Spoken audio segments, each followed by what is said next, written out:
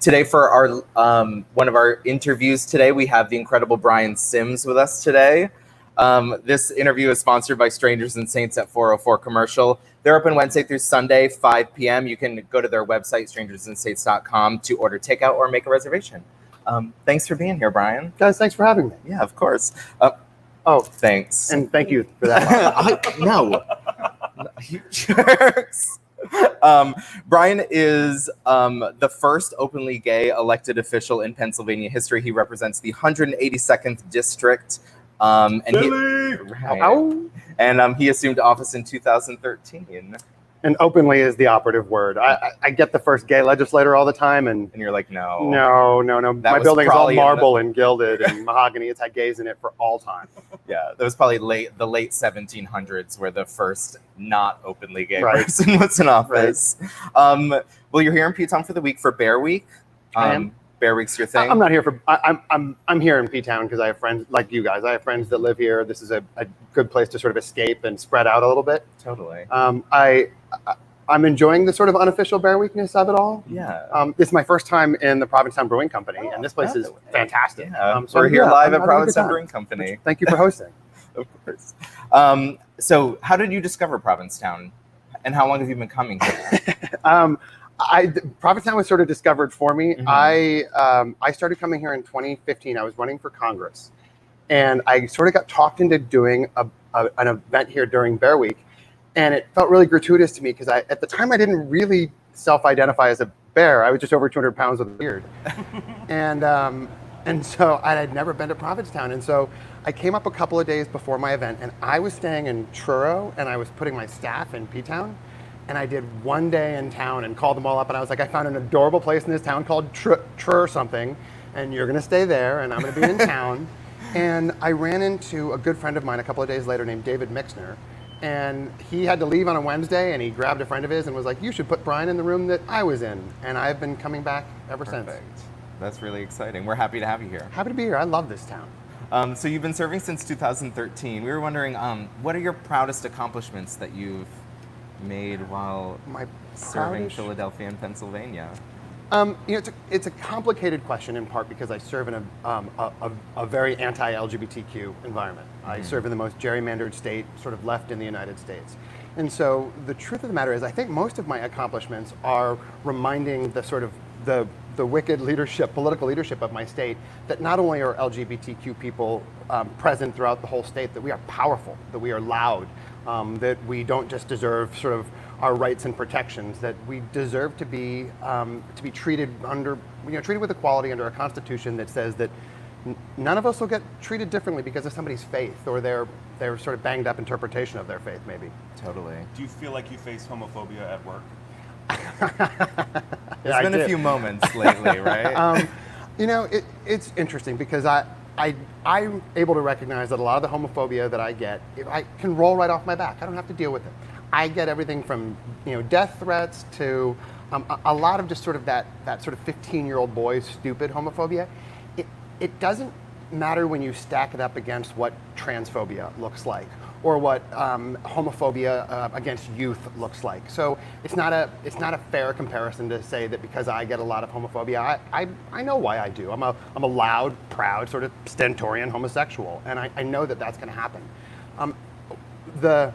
The issues of what's happening in urban communities, the things that are happening with Black and brown communities, the sort of the homophobia combined with racism, combined with classism, combined with sexism, those things are significantly more impactful than any homophobia I get. Right back at you. Something that's talked about a lot in the queer community as of late is how the queer community should respond to corporations using their profits to specifically discriminate against specifically the trans community or the queer community at large.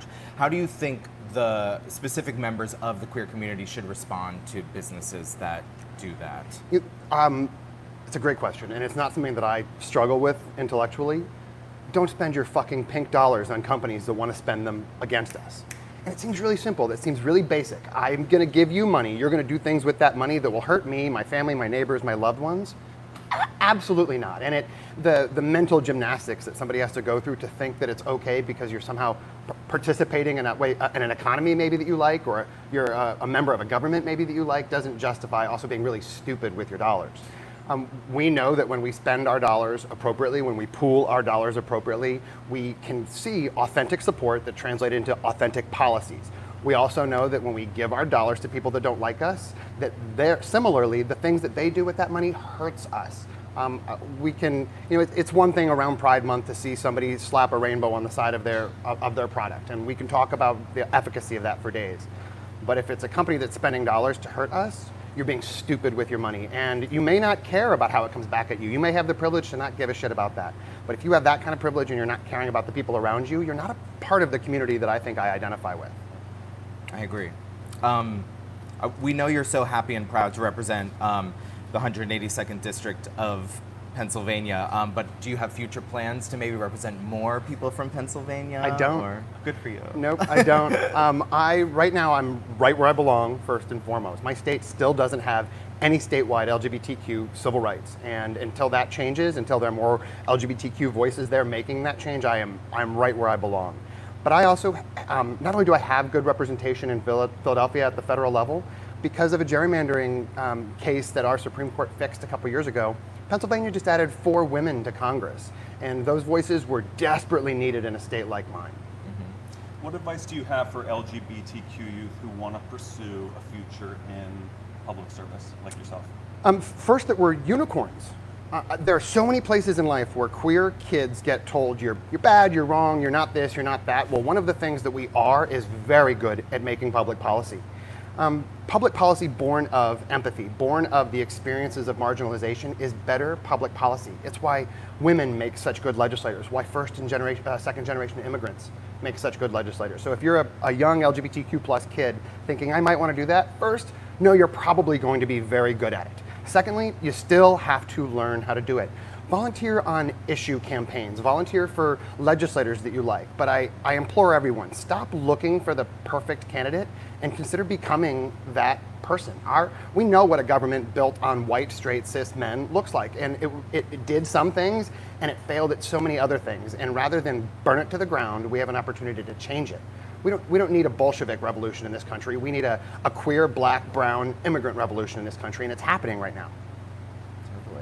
Well, thank you so much for all the great work you do, for representing our community so well in government. Thank you so much for being here. We hope to chat with you soon. Thank you guys. Thank you for having me. Ladies and gentlemen, Mr. Brian Sims.